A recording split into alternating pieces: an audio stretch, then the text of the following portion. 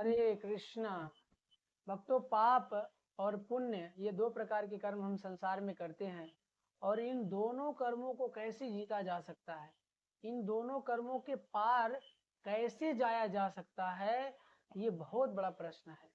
और भगवान अर्जुन के माध्यम से हमें यहाँ बता रहे हैं, अध्याय 4 श्लोक संख्या 37 में भगवान क्या बताते हैं, यथा एधांसि संसिद्धि अग्नि भस्मसात कुरुते अर्जुन, ज्ञान अग्नि सर्वकर्माणि भस्मसात कुरुते तथा।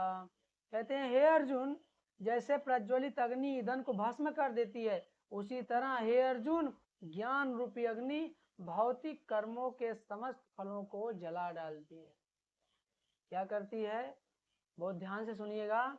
जैसे जब बहुत प्रज्वलित अग्नि हो ना, वो क्या करती है, जितने भी ईंधन है सबको जला देती है। उसी प्रकार से जो ज्ञान की अग्नि है ना, वो समस्त फलों को नष्ट कर देती है, समस्त फलों को नष्ट कर देती है।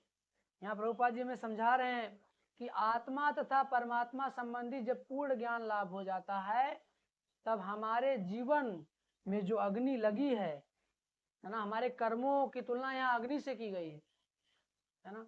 तो अग्नि जब लगेगी जंगल में, लकड़ी में, तो क्या करेगी, समस्त ईंधन को जला देती है। ऐसे जब हमारे जीवन में ज्ञान आएगा, ज्ञान अग्नि के समान यहाँ बताया गया है, जब ज्ञान आएगा तो क्या होगा, समस्त प्रकार के कर्मों को नष्ट कर देगा। भक्तों, कर्म 3 प्रकार के होते हैं, यहाँ पे बताया गया है, शुभारंभ है ना, और बीज, और कुछ संचित। कुछ कर्म ऐसे होते जो अभी हम कर रहे हैं, और कुछ कर्म ऐसे होते जिनका अभी प्रारंभ हुआ है, और कुछ कर्म ऐसे होते जो पहले हमने किए हुए हैं, है ना। तो अंडज, कूटज, बीज। तो कुछ अभी जैसे होता है ना, आप लोग इसको आसानी से समझ पाएंगे, ऐसे गेहूं खेत में होता है ना, अभी गेहूं बोया गया है खेत में, तो अभी हम कौन सा गेहूं खा रहे हैं, जो खेत में बोया है या पहले जो रखा है, घर में जो रखा है। तो जाहिर सी बात है, जो घर में पहले वाले सीजन का रखा वही खा रहे हैं। अभी जो खेत में लगाया है वो तो अगली सीजन में जब काटेंगे उसको तब खाएंगे।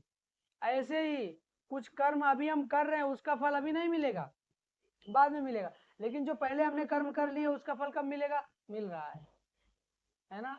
कुछ बीज के रूप में है, कुछ फूल के रूप में है, कुछ फल के रूप में है, और जब पक जाते हैं तो भोगना पड़ता है। तो कई बार हम बहुत पहले कोई कर्म किए होते हैं, उसका दंड अब मिलता है, तो सोचते हैं अरे अभी तो मैंने कुछ गलत कर्म किया ही नहीं, और अभी मुझे दंड क्यों मिल रहा है। लेकिन कुछ हमने जो लगाए थे ना पेड़ पूर्व में, वो आज बीज हो करके और पक गए हैं, तो उसको कौन भोगेगा, हमें भोगना ही पड़ेगा।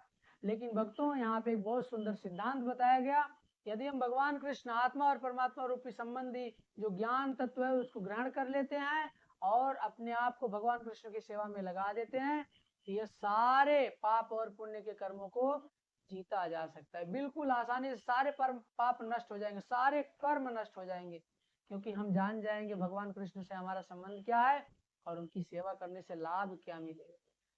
तो इसी तत्व को जानना ये मनुष्य जीवन का लक्ष्य है, और हमें इसमें पूरा जीवन लगा देना है। हरे कृष्ण।